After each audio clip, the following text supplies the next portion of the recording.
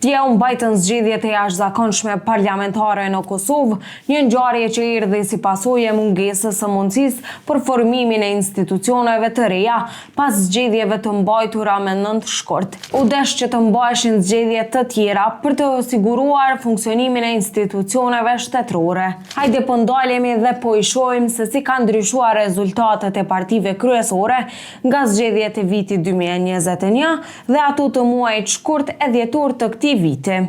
Në vitin 2021, lëvizja vetëvendosje arriti një rezultat prej 50.28%, duke fituar mbështetje të madhe nga qytetarët e Kosovës. Ky sukses ishte pasuar nga një rënje në shkurt, ku ata morën 42.3% të votave, kurse tani në dhjetor 49.30%. Partia Demokratike e Kosovës në vitin 2021 kishte 17.01% të votave, një shifër që arriti deri në 20.95% në shkurt të këtij viti dhe më pas qëndroi në 21% tani në dhjetor.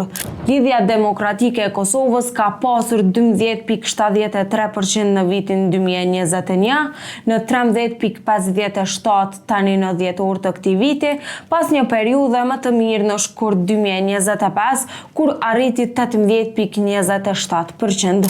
Alianca për Ardhmërinë e Kosovës në zgjedhjet e vitit 2021 dhe ato të shkurtit duke marrë 7.12% dhe 7.06%, ndërkaq tani në dhjetor ata shënuan një rënje në 5.68%. E këtu lind pyetja, ky rezultat i zgjedhjeve është ndëshkim për opozitën apo triumf për Albin Kurtin?